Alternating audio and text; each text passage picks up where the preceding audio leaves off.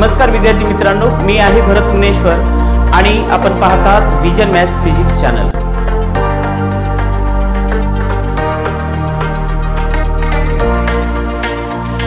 विद्यार्थी मित्रांनो, आपण इयत्ता 10वी गणित भाग 1 आणि गणित भाग 2 यामधील संभाव्य प्रश्न, सोपे प्रश्न, परीक्षेच्या दृष्टिकोनातून असलेले अभ्यासत आहोत। आपण प्रत्येक प्रकरणाचे व्हिडिओ तयार केलेले आहेत। आज आपण वर्तुळ या प्रकरणावरील काही महत्त्वाच्या प्रश्नांकडे बघणार आहोत। तत्पूर्वी आपण जर चॅनलवर नवीन असाल तर चॅनलला सबस्क्राइब करा आणि जर व्हिडिओ आवडला तर लाईक करायला विसरू नका। आपण या व्हिडिओमध्ये आपणास काही होमवर्क दिले जाईल, त्याचे उत्तर आपण कमेंट मध्ये द्यायचे आहे। चला तर मग आजचा व्हिडिओ आपण स्टार्ट करूया। दोन अंतरस्पर्शी वर्तुळांच्या त्रिज्या अनुक्रमे 3.5 सेमी व 4.8 सेमी आहे, तर त्यांच्या केंद्रातील अंतर किती? हा प्रश्न अतिशय सोपा आहे आणि बरेच वेळेस मल्टिपल चॉईस क्वेश्चन मध्ये बहुपर्यायी प्रश्नामध्ये विचारला जातो, कधी एका मार्कासाठी प्रश्न विचारला जातो। तर आपल्याला हे एवढं सोपं असून सुद्धा बऱ्याच जणांना हे सोडवता येत नाही। तर तुम्हाला माहित असायला पाहिजे की जर दोन वर्तुळ एकमेकांना स्पर्श करत असतील, स्पर्श दोन प्रकारे करतात। एक तर आतून स्पर्श, त्याला आंतरस्पर्शी म्हणतो। एका वर्तुळामध्ये दुसरं वर्तुळ, त्या दोन वर्तुळाचा स्पर्श बिंदू सामायिक असतो, त्याला आपण आंतरस्पर्शी वर्तुळ म्हणतो। आणि काही वर्तुळ असे असतात ते बाहेरून स्पर्श करतात, त्याला बाह्य स्पर्शी वर्तुळ असं म्हणतो। आणि दोन्ही वर्तुळाच्या बाबतीत त्रिज्यातील त्या केंद्रामधील अंतर विचारले जातं, नेहमी प्रश्न विचारला जातो। म्हणून मी मुद्दाम सोपा असला तरी ह्या प्रश्नाचा आपण सोप्या उदाहरणाकडे बघणार आहोत, कारण सोप्या उदाहरणातून आपल्याला अवघड उदाहरणं समजतील आणि अभ्यास करताना सुद्धा सोप्या उदाहरणातून अवघड उदाहरणाकडे आपण अभ्यास करावा, म्हणजे अभ्यास आपला कंप्लीट होईल। तर सोपे उदाहरण आहे म्हणून आपण दुर्लक्षित करतो। तर अंतरस्पर्शी वर्तुळ आणि बाह्यस्पर्शी वर्तुळ यामधील या अशा वर्तुळाच्या केंद्रातील अंतर किती, हे आपल्याला जर गुणधर्म माहित नसेल तर हा प्रश्न सोडवता येत नाही। तर आपल्याला परत एकदा सांगतो, दोन अंतरस्पर्शी वर्तुळाच्या केंद्रातील अंतर, दोन अंतरस्पर्शी वर्तुळाच्या केंद्रातील अंतर हे त्यांच्या त्रिज्यांच्या फरका एवढे वजाबाकी एवढे असते। आणि जर दोन वर्तुळ बाह्यस्पर्शी असतील तेव्हा त्यांच्या केंद्रातील अंतर हे त्यांच्या त्रिज्यांच्या बेरजे इतके असते। तर असं आपल्याला हे लक्षात ठेवावं लागेल आणि ह्यानुसार आपण याला सोडवू। बघा, एका अंतरस्पर्शी वर्तुळाची त्रिज्या त्याला आपण r1 म्हणूया, 3.5 सेमी आहे। आणि दुसऱ्या वर्तुळाची त्रिज्या r2 बरोबर आहे 4.8 सेमी। हे कसे वर्तुळ आहेत? अंतरस्पर्शी वर्तुळ आहेत। आणि आपल्याला माहिती आहे अंतरस्पर्शी वर्तुळामध्ये काय असतं? केंद्रातील अंतर हे त्यांच्या त्रिज्याच्या फरका एवढे असते। म्हणून दोन वर्तुळे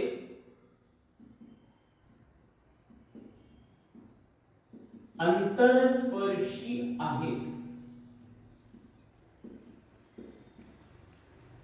म्हणून त्यांच्या केंद्रातील अंतर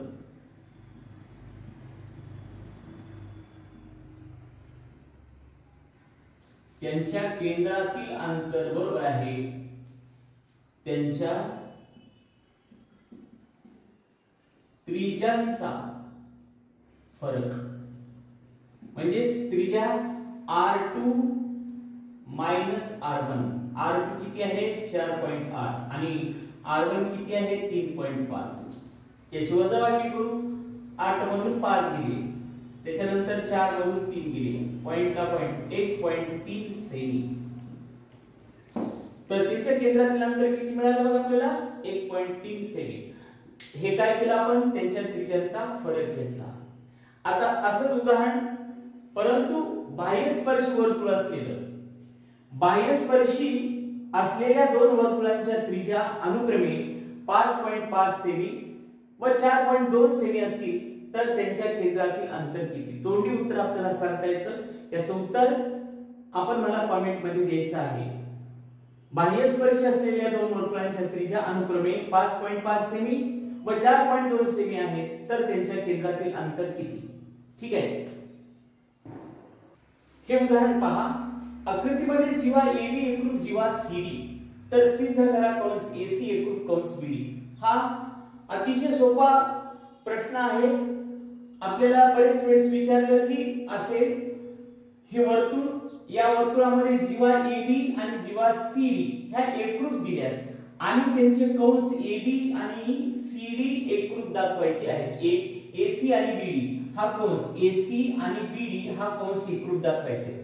जीवा AB आणि CD एकरूप दिलेले आहेत आणि कंस AC आणि कंस BD हे कंस आपल्याला एकरूप दाखवायचे आहेत. हा एक कंस आणि हा एक कंस, हे दोन कंस. यामध्ये काहीच नाही, फक्त गुणधर्म माहित असणं आवश्यक आहे. एकाच वर्तुळामध्ये एका किंवा एकरूप दोन्ही असू शकतं, तर आपण एका वर्तुळामध्ये एकरूप जीवांचे संबंधित लघुकंस हे एकरूप असतात. हा गुणधर्म आहे. तर आता आपल्याला जे दिले ते लिहूया अगोदर. जीवा AB एकरूप जीवा CD हे आपल्याला दिलं आहे, म्हणून आपण याला म्हणूया पक्ष. त्यानंतर जीवा AB एकरूप जीवा CD असेल तर त्यांचे संबंधित लघुकंस हे एकरूप असतात. एकरूप जीवांचे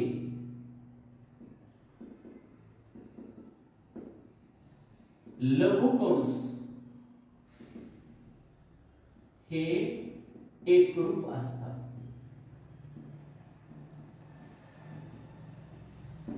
हे केव्हा शक्य? एकाच वर्तुळात किंवा एकरूप वर्तुळात. आता हे एकच वर्तुळ आहे त्याच्यामुळे प्रश्नच नाही. दोन जीवा एकरूप तर त्यांचे दोन लघुकंस सुद्धा एकरूप. मग जीवा AB चा लघुकंस कोणता आहे ते बघा. जीवा AB याचा लघुकंस हा आहे, हा म्हणजे ACB. आपण त्याला AB म्हटलं तरी चालतं, कारण लघुकंसाला आपण दोन अक्षरांना दर्शवत असतो. CD चा लघुकंस कोणता आहे? CDच. म्हणून आपल्याला असं लिहिता येतं, म्हणून लघुकंस किंवा कंस AB एकरूप कंस CD. बघा, AB या जीवेचा लघुकंस AB, CD या जीवेचा लघुकंस CD. हे दोन्ही कसे असतात? एकरूप. इथं सांगितलं आपण. जेव्हा दोन कंस एकरूप असतात तेव्हा त्यांची मापे समान असतात. आपल्याला डेफिनेशन मध्ये माहित झालेलं आहे की माप जर समान असेल तर त्या जीवांना एकरूप जीवा म्हणतो. माप समान असेल, दोन कोणांचं माप समान असेल तर ते दोन कोण एकरूप असतात. दोन कंसाचं माप समान असेल तर ते दोन कंस एकरूप असतात. पण या ठिकाणी एकरूप दिले म्हणजे त्यांचं माप समान आहे, म्हणून आपल्याला असं लिहिता येईल. म्हणून माप कंस AB बरोबर माप कंस CD हे असं आपल्याला लिहिता येतं. माप कंस AB बरोबर आहे माप कंस CD. मग आता AB मध्ये बघा, AB मध्ये किती कंस येतात? AC आणि CD. AC आणि CB. म्हणजे आपल्याला असं लिहिता येतं, म्हणजेच माप कंस AB म्हणजे काय होईल? माप कंस AC अधिक माप कंस CD. बरोबर आहे. याच्याबद्दल CD बद्दल आहे तसंच लिहिता येतं. माप कंस CD प्लस माप कंस कोणता होईल? हा BD. CD म्हणजे काय? CB अधिक BD. AB म्हणजे काय? AC अधिक CB. हेच लिहिलं. आता दोन्ही साइडला CB आहे, हे कॅन्सल झालं. इथं कारण लिहिता येतं कंसाच्या बेरजेचा गुणधर्म. कंसाच्या बेरजेचा गुणधर्म. आपण दोन कंसाच्या मापाची बेरीज करू शकतो. दोन कंसाच्या मापाची वजाबाकी करू शकतो, बेरजेचा गुणधर्म आहे। मग आता हे कॅन्सल झाल्याच्या नंतर काय उरलं, माप कंस AC बरोबर आहे माप कंस BD। आता मी तुम्हाला आताच सांगितलं होतं की ज्या दोन कंसाचं माप समान असतं त्या दोन कंसाला आपण एकरूप कंस म्हणू शकतो। मग या दोन कंसाचं माप समान आहे म्हणून हे कंस कसे झाले, एकरूप। म्हणून आपल्याला म्हणता येतं कंस AC एकरूप कंस BD। आणि आपल्याला हे सिद्ध करायचं होतं, सिद्ध करा कंस AC एकरूप कंस BD। अशा प्रकारे आपण सिद्ध करू शकतो। त्यानंतर पुढचा प्रश्न बघा, चक्रीय चौकोनाच्या बद्दल आहे। चक्रीय चौकोनामध्ये दोन कोनांचं माप दिले, कोणते दोन कोन आहेत ते आपल्याला लक्षात आले पाहिजे आणि ते दोन त्या दोन कोनाच्या संबंधात असलेला गुणधर्म कोणता आहे चक्रीय चौकोनाचा ते सुद्धा आपल्याला माहित राहणं आवश्यक आहे। तर आपल्याला बऱ्याच जणांना माहित असेल चक्रीय चौकोनाचे सम्मुख कोन परस्परांचे पूरक कोन असतात। चक्रीय चौकोनाचे सम्मुख कोन, सम्मुख म्हणजे समोरासमोरील कोन कसे असतात, पूरक असतात। पूरक म्हणजे काय, त्यांच्या मापांची बेरीज 180 अंश असते। पूरक कोन म्हणजे त्या कोनांच्या मापांची बेरीज 180 अंश असते। मापांची बेरीज जर 180 अंश असेल हा गुणधर्म आपल्याला या ठिकाणी लावता येतो का ते बघा। तर तत्पूर्वी आपल्याला ते दोन कोन कोणते आहेत ते पाहिजे। हे बघा MRPN, याच्यामध्ये R आणि N हा कोन निश्चितपणे तुम्हाला लक्षात आला असेल हे काय आहे, सम्मुख कोन आहे, समोरासमोरील कोन आहे। हे कोणाच्या लक्षात येत नसेल तर एक कच्ची आकृती आपण काढायला पाहिजे। एक कच्ची जर आकृती काढली चौकोनाची तर तुम्हाला लक्षात येईल समोरासमोरचे कोन कोणते आहेत। आपण MRPN असे घेतो, लक्षात येत नसेल तर, आणि जनरली हे सम्मुख कोनच असतात। मग याच्यामध्ये R कोन बघा कोणत्या कोनाशी सम्मुख आहे, N चा। R आणि N हे कसे आहेत, एकमेकाचे सम्मुख कोन आहेत, समोरासमोरील कोन आहेत।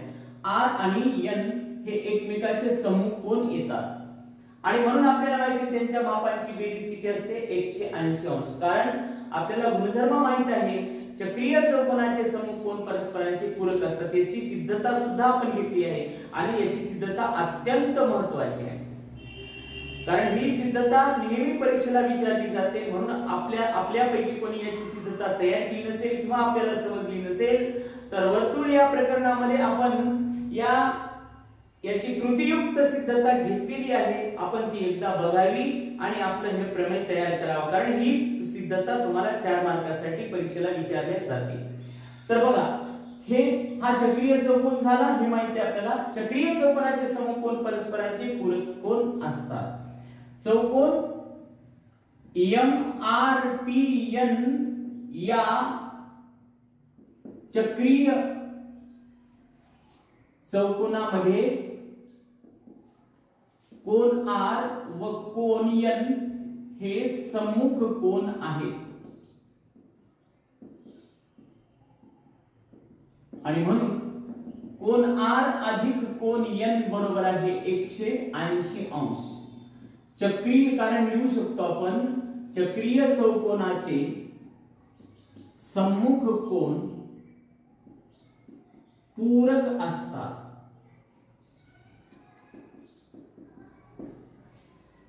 त्यानंतर आता याच्यामध्ये ऍक्च्युअली माप काय दिलं, R चं माप आहे 5x - 13 अंश, N चं माप किती आहे 4x अधिक 4 अंश बरोबर किती 180 अंश। x ची बेरीज करूया, x टर्मची 5x आणि 4x, 5 आणि 4 9x वजा 13 अधिक 4 वजाबाकी होईल, 13 मधून 4 काढा वजा 9 बरोबर आहे 180। आता काय होईल, हे वजा 9 आपल्याला तिकडे पाठवले अधिक 9 होतील, त्याच्यापेक्षा आपण काय करू शकतो 9 याच्यातून कॉमन घेऊन त्याला 9 ने डिवाइड सुद्धा करता येते किंवा थोड सगळ्याला 9 ने भागता येतं। हे लहान होतं, 9 च्या पट्टीमध्ये सगळ्या संख्या आहेत, या 9 ला इकडे न्या बेरीज होते, परत त्या 9 ने भागा, याच्यापेक्षा लहान संक्षिप्त रूप याचं होतं। याच्यातून आपण जर 9 कॉमन काढले किंवा या प्रत्येकाला 9 ने भागलं 9x - 9 बरोबर आहे 180।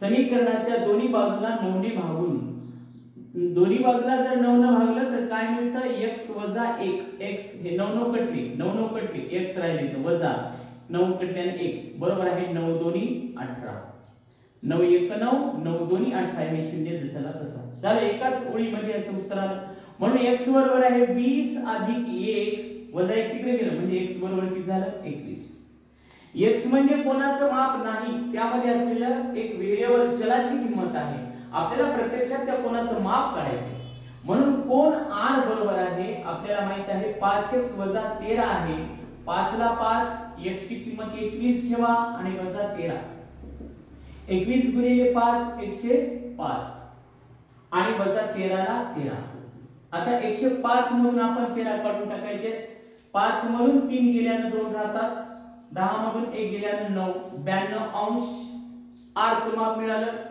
आता कोण n चं कोण n बरोबर आहे किती कोण n काय आहे 4x अधिक 4 म्हणजे 4 गुणिले 21 अधिक 4 4 ला 4 21 चौक 84 आणि याची बेरीज 4 4 8 होतात 88 अंश म्हणजे कोण r चं माप काय झालं मग म्हणून कोण r बरोबर आहे 92 अंश आणि कोण n बरोबर किती झालं 88 अंश हे या प्रकारे आपल्याला उत्तर मिळतं आपलं टॅली सुद्धा आपण या ठिकाणी करू शकता उत्तर बरोबर आहे किंवा नाही आता हे r आणि हे n हे तुम्हाला सुरुवातीलाच माहित झालेले की समकोण आहे आणि समकोणाच्या मापाची बेरीज किती असते 180 म्हणून यांची बेरीज 180 येते का ते बघा हे 8 आणि 2 10 0 हाचा 1 परत 99 18 180 म्हणजे आपले उत्तर बरोबर आहे अशा प्रकारे आपल्याला हे उदाहरण सोडवता येते यानंतरचे उदाहरण पहा आकृतीमध्ये रेखा YZ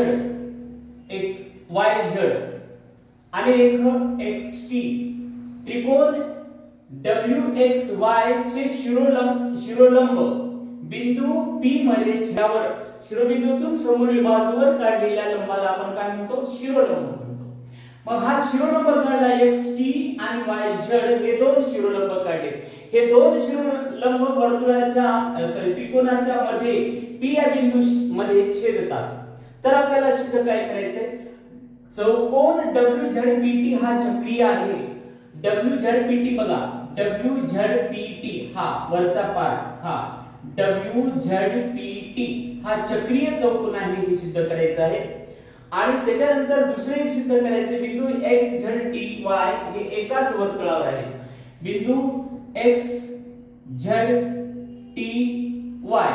1 2 3 4 हे चार बिंदू वर्तुळावर आहेत हे एक सिद्ध करायचं हा प्रश्न नेहमी परीक्षेला विचारला जातो आपण लक्षात घ्यायचे अतिशय सोपा आहे आता चक्रीय चौकोनाच्या बाबतीत जर बोलायचं झालं तुम्हाला आताच आपण याच्यावरचा प्रश्न सोडवलेला आहे चक्रीय चौकोनाचे समकोन पूरक असतात आणि चक्रीय चौकोनामध्ये जर पूरक आपण चक्रीयतेची कसोटी लावली कोणत्याही चौकोनाला चक्रीय चौकोन आहे हे सिद्ध करायचे तर 100% तुम्ही आपल्याला काय करावं लागतं त्याचे समोरासमोरील कोण पूरक आहेत का ही खात्री करून घ्यावी लागते आणि समोरासमोरील कोण जर पूरक असतील तर आपल्याला म्हणता येतं की दिलेला चौकोन हा कोणता चौकोन आहे चक्रीय चौकोन आहे हे चक्रीय चौकोनाचे प्रमेय सांगतो म्हणून जो चौकोन आहे त्या चौकोनाकडे आपल्याला विशेष लक्ष द्यावं लागेल तत्पूर्वी आपल्याला ही माहिती दिली त्या माहितीचा आपल्याला वापर करावाच लागतो म्हणून आकृतीमध्ये रेख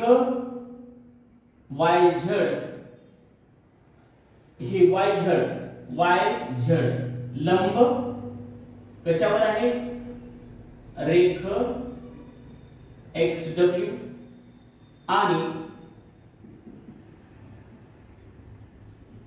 रेख दुसरं XT लंब रेख W1 हे शिरोलंब आहे हे दिले आपल्याला हे आपण पक्ष असं म्हणूया जो चौकोन चक्रीय दाखवायचा आहे तो चौकोन WZPT मध्ये बघा याला विधान नंबर 1 म्हणूया कारण याचं पक्ष WZPT मध्ये आता इथं सांगितलं YZ लंब आहे XY ला XW ला म्हणजे लंब आहे म्हणजे हे 90 अंशाचा कोन आहे म्हणून आपल्याला इथं असं येतं या चौकोनामध्ये कोन कोणता आहे WZP बरोबर काय सांगता येतं 90 अंश आणि WTP कोण WTP ऍक्च्युअली आपल्याला कोण काय घ्यावा लागतो WZY असं घ्यावं लागतं वाटलं तर सुरुवातीला मी तसं लिहितो WZY पण आपण इथं चौकोन असं लिहिलेलं आहे त्यामुळे तेवढाच कोण हे घ्या WZP प्लस कोण WTP बरोबर आहे 90 अधिक 90 म्हणजे किती 180 अंश आपण कशावरून लिहिलं 1 वरून लिहिलेलं आहे हे लंब आहेत असं सांगितलं लंब म्हणजे हे 90 आणि हे सुद्धा 90 आता हे 90 चे म्हणजे किती झाली बेरीज यांची 180 त्याच बरोबर तसेच याला नंबर 2 म्हणूया तसेच आता राहिलेला कोण याचा बघा ZPT कोण ZPT प्लस कोण ZWT आणि चारी कोण लिहूत आपण कोण ZPT म्हणजे हा कोण ZWT म्हणजे हा कोण हे दोन कोण घेतले आणि हे दोन कोणांची बेरीज हे तर ऑलरेडी माहित आहे कोण WZP प्लस कोण WTP बरोबर आहे आपल्याला यांची बेरीज चौकोनाच्या चारी कोणांच्या मापाची बेरीज 360 अंश असते हे 360 लिहिता येतं यामध्ये कोण ZPT प्लस कोण ZWT अधिक हे WZP प्लस WTP मध्ये दाखवले किती आहे 180 अंश बरोबर आहे 360 हे लिहिलं आपण 2 वरून आता हे 180 तिकडे गेले तर काय शिल्लक राहतं मग कोण ZPT अधिक कोण ZWT बरोबर आहे 180 360 मधून 180 गेल्याने 180 राहतात आता हे अतिशय महत्त्वाचं कन्क्लुजन आहे याला विधान नंबर 3 म्हणू आता विधान नंबर 2 आणि 3 कडे बघा विधान नंबर 2 आणि 3 कडे बघा या चौकोनामध्ये हे समोरासमोरील कोन पूरक आहे या दोन कोणांच्या मापाची बेरीज 180 अंश दाखवली विधान नंबर 2 मध्ये आणि या दोन कोणांच्या मापाची बेरीज 180 अंश दाखवली विधान नंबर 3 मध्ये विधान 2 आणि 3 वरून आपल्याला विधान 2 आणि 3 यावरून आपल्याला असं सांगता येतं की या चौकोनामधील चक्रीय चौकोन हा जो चौकोन आहे या चौकोनामधील समोरासमोरील कोन कसे आहेत पूरक आहेत म्हणजे त्यांच्या मापाची बेरीज 180 अंश आहे म्हणून हा दिलेला चौकोन कसा असायला पाहिजे चक्रीय असायला पाहिजे म्हणून इथं सांगता येतं म्हणून विधान 2 व 3 वरून या विधान 2 व 3 वरून चौकोन WZPT हा चक्रीय आहे हे आपल्याला सांगता येतं कारण या चौकोनामध्ये आपण विधान 2 आणि 3 मध्ये सांगितलेलं आहे की त्याचे समोरासमोरील कोन हे समोरासमोरील कोन आहेत आणि आपल्याला माहित असतं की समोरासमोरील कोन जर पूरक असतील तर तो चौकोन चक्रीय चौकोन असतो मग हा या चौकोनामध्ये समोरासमोरील कोन पूरक असण्याचं विधान 2 आणि विधान 3 मध्ये दाखवलं त्या चौकोनाचे Z आणि T हे समोरासमोरील कोन आहेत समूह कोन आहेत त्यांची बेरीज 180 परत राहिलेले जे दोन कोन आहेत समोरासमोरील P आणि W ते सुद्धा त्यांची बेरीज 180 म्हणजे पूरक आहेत म्हणजे चक्रीय या चौकोनाचे समोरासमोरील कोन पूरक आहेत म्हणून हा चौकोन कोणता चौकोन आहे चक्रीय चौकोन आहे असं आपल्याला लिहिता येतं हे एक सिद्ध झालं आता आपण 2 ला सुरुवात करूया या 2 मध्ये काय सांगितलं बिंदू ZX ZTY हे एकाच वर्तुळावर आहेत हे अतिशय सोपं आहे साध्या निरीक्षणाने कळतं आपल्याला हे बघा XY हे बिंदू आहेत XY हा रेषाखंड आहे आणि त्याच्यानंतर Z आणि T हे दुसरं तर आपल्याला एक गुणधर्म माहित असेल रेषाखंडाचे अंत्यबिंदू त्या रेषाच्या किंवा त्या रेषाखंडाच्या एकाच बाजूस एकरूप कोन निश्चित करत असतील तर त्या रेषाखंडाचे दोन बिंदू अंत्यबिंदू आणि ते ज्या ठिकाणी कोन निश्चित झाले आहेत ते दोन बिंदू हे काय असतात चक्रीय असतात चक्रीयतेची अट आहे चक्रीय असतात म्हणजेच काय ते एका वर्तुळावर येतात, म्हणजेच काय, ते चक्रीय चौकोनाचे शिरोबिंदू होतात. मग आपल्याला या ठिकाणी हे सिद्ध करायला फार सोपं होतं. XY या रेषाखंडाचा हा बिंदू घ्या, x न तयार केलेले कोण बघा, x आणि y न या ठिकाणी, x आणि y ने या ठिकाणी तयार केला कोण, XTY, हे 90 अंशाचा आहे. त्याच्यानंतर परत XY न z या बिंदूशी केला कोण बघा, XZP, हे दोन्ही कोण कसे आहेत, एकरूप आहेत.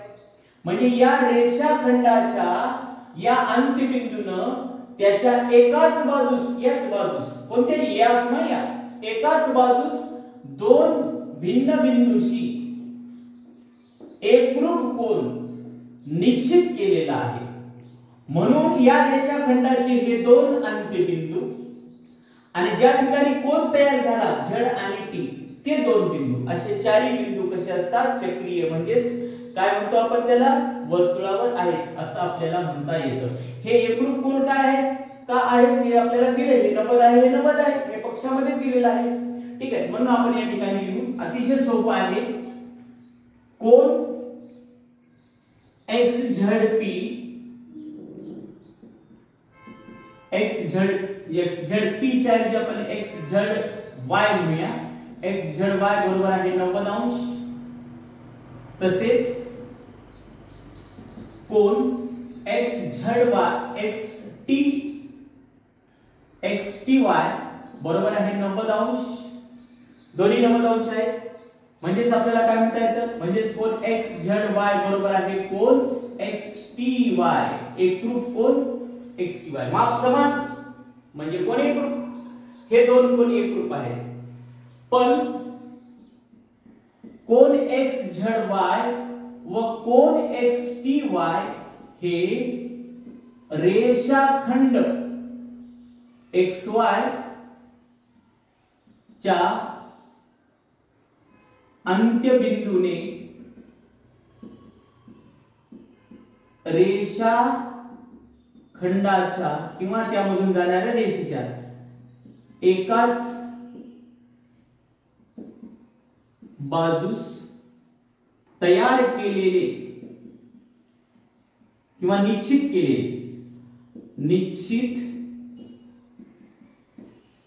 केलेले एकरूप कोन आहे. हे एकरूप आपण दाखवलेलं आहे एक वरून.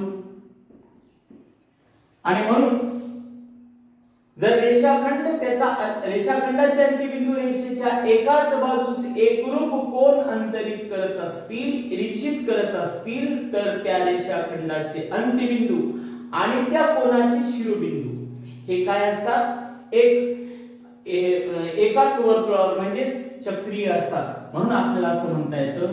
म्हणून बिंदू XZTY हे चक्रीय आहेत, म्हणजेच बिंदू XZTY हे एकाच वर्तुळावर आहेत.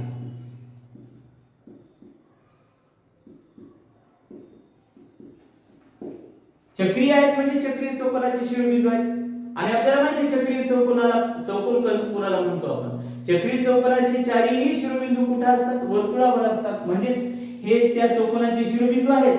आणि तो चौकोन कोणता झाला, चक्रीय चौकोन. याला चक्रीय बिंदू म्हणायला होतो आपण. चक्रीय बिंदू म्हणजेच काय, त्या चक्रीय चौकोनाचे शिरोबिंदू आणि ते नेहमी कुठे असतात, वर्तुळावर असतात. अशा प्रकारे आपल्याला हे सिद्ध करता येईल. यानंतरचं उदाहरण पहा. या आकृतीमध्ये बिंदू Q हा स्पर्श बिंदू आहे. या आकृतीमध्ये बिंदू Q हा या स्पर्शिकेचा स्पर्श बिंदू आहे. आणि जर PQ बरोबर आहे 12, ही PQ ची किंमत दिली 12, PR बरोबर आहे 8 ही दिलेली आहे. आणि PS, त्यावरून आपल्याला PS ची किंमत काढायची. त्याच बरोबर RS ची किंमत काढायची. RS, PS आणि RS ची काढायची. तर तुम्ही आकृतीत पाहिल्याने लक्षात आलं असेल, बरेच वेळेस असं उदाहरण येत असतं. ही स्पर्शिका आहे आणि ही छेदिका आहे. स्पर्शिका छेदिका प्रमेय काय सांगतो? स्पर्शिका छेदिका प्रमेय या स्पर्शिकेचा वर्ग म्हणजे PQ चा वर्ग बरोबर आहे PR गुणिले PS. अत्यंत सोपं उदाहरण असतं हे आपल्याला लक्षात घेणं गरजेचं आहे. वर्तुळामध्ये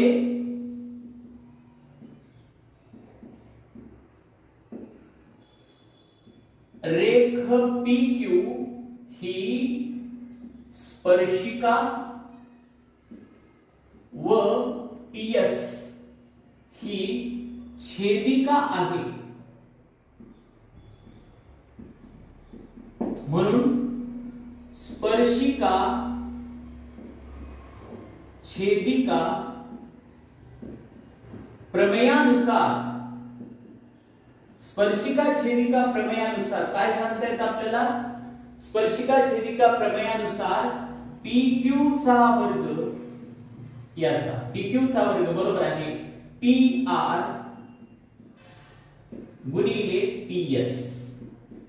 यामध्ये ज्या किमती आहेत त्या किमती ठेवा. PQ ची किंमत माहिती आहे आपल्याला 12 चा वर्ग. PR ची किंमत दिली 8 आणि PS आपल्याला काढायचं आहे. म्हणून PS बरोबर आहे गुणिले 8 इकडे गेल्याने भागिले होतात. 12 चा वर्ग किती होतो? 144. हे 12 चा वर्ग म्हणजे 144 गुणिले 8 इकडे गेल्याने भागिले 144 भागिले 8 इथे लिहितो. म्हणजेच PS बरोबर आहे 8 न भाग द्यायला 8 1 8 किती उरले 6 8 8 64. PS ची किंमत किती आली 18. PS 18 ला आपल्याला RS काढायचा आहे. RS कसं काढतो आपण? हे एकाच याच्यावरचे बिंदू आहेत रेषाखंडावरचे म्हणजे आपल्याला म्हणता येतं PR अधिक RS बरोबर आहे TS. इथं कारण सांगता येते P दरम्यान R दरम्यान S असल्यामुळे PR ची किंमत काढायची. PR ची किंमत किती आहे? PR आहे 8. RS ची किंमत काढायची आहे आणि PS किती 18. म्हणून RS बरोबर आहे किती 18 वजा 8 म्हणजेच RS बरोबर किती झालं मग हे 10. RS ची किंमत 10 आणि PS ची किंमत 18. या प्रकारे उदाहरण अतिशय सोपं आहे. हे आपल्याला असं सोडवता येतं. त्यानंतर शेवटचं उदाहरण याच्यामध्ये बघा. आकृतीमध्ये जर PQ 6 हे PQ ची किंमत 6 आहे किंवा हे 10 PS 8 तर TS करायचं आहे. तर तुम्ही आकृतीमध्ये पाहिलं तर लक्षात येतं जीवा RQ आणि जीवा TS ह्या दोन जीवा वर्तुळाच्या बाह्य बिंदूमध्ये छेदतात. आणि असा एक आपल्याकडे प्रमेय आहे जीवांच्या बाह्य छेदनाचा प्रमेय. मग त्या जीवांच्या बाह्य छेदनाच्या प्रमेयानुसार आपल्याला याचं इक्वेशन लिहावं लागेल आणि ज्याच्या किमती आहेत त्या किमती ठेवून तुम्हाला कोणती किंमत करायची आहे? TS ची करायची. तर आपल्याला ह्या किमती दिलेल्या आहेत. PQ 6 आहे, त्याच्यानंतर QR 10 आहे, PS 8 आहे आणि TS आपल्याला काढायचं आहे. म्हणून आपण ही किंमत काढू. बघा जीवा RQ व जीवा TS ह्या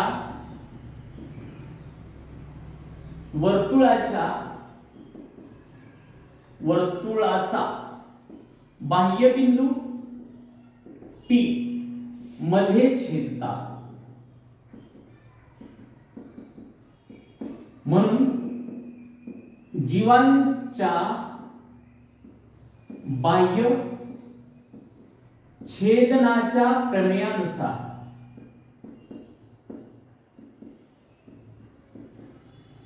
जीवांच्या बाह्य छेदनाच्या प्रमेयानुसार PS गुणिले PT बरोबर आहे PQ गुणिले PR. ठीक आहे. आता याच्यात किमती ठेवायच्या. बघा आता कोणत्या किमती माहिती आहेत? PS ची किंमत दिलेली आहे, PT त्यामध्ये दिले नाही आणि काढायची सुद्धा नाही. PT याच्यावरून काढता येतं. PT म्हणजे काय आहे? PS अधिक ST. ठीक आहे. त्याच्यानंतर PQ ची किंमत किती आहे? PQ 6 आहे. पण PR ची किंमत दिली का? PR म्हणजे काय होतं? PQ plus QR. म्हणून पुढच्या याला मी असं लिहितो, PS गुणिले PT बरोबर आहे PQ गुणिले PR म्हणजे काय होतं? PR म्हणजे PQ अधिक QR असं आपण लिहू शकतो. आता याच्यात किमती ठेवा. PS ची किंमत आहे 8 गुणिले PT आपल्याला माहित नाही, जशाला तसं ठेवा. PQ ची किंमत आहे 6 गुणिले PQ ची किंमत परत 6 आणि QR ची किंमत किती आहे? 10. म्हणून 8 गुणिले PT बरोबर आहे 6 गुणिले 10 आणि 6 म्हणजे किती झाले? 16. म्हणजेच PT बरोबर आहे 6 गुणिले 16 भागिले हे 8 होतील. 8 1 8 8 2 16. म्हणून PT बरोबर किती आलं? 6 गुणिले 2 म्हणजे 6 2 12. पण आपल्याला PT ची किंमत काढायचीच नाही. आपल्याला काय काढायचं आहे? TS ची किंमत. TS कसं काढू? इथं सांगितल्याप्रमाणे हे बघा, PS अधिक TS बरोबर आहे PT. कारण आपल्याला माहित आहे P दरम्यान S दरम्यान T आहे. PS अधिक ST बरोबर आहे PT असं होतं. म्हणजे PS ची किंमत किती दिली आपल्याला? 8. TS ची किंमत आपल्याला काढावयाची आहे TS. आणि त्याच्यानंतर PT किंमत आताच काढली आपण 12. म्हणून TS बरोबर आहे 12 वजा 8 म्हणजेच TS बरोबर किती झालं? हे 4. ही झाली याची किंमत. TS बरोबर आहे 4. याच्यानंतर तुम्हाला एक प्रश्न, दोन बाह्यस्पर्शी वर्तुळांना जास्तीत जास्त किती सामायिक स्पर्शिका काढता येतील? दोन बाह्यस्पर्शी वर्तुळांना जास्तीत जास्त किती सामायिक स्पर्शिका काढता येतील? याचं उत्तर आपण कमेंट मध्ये द्यायचं आणि हा आजचा आपला पिरियड संपलेला आहे.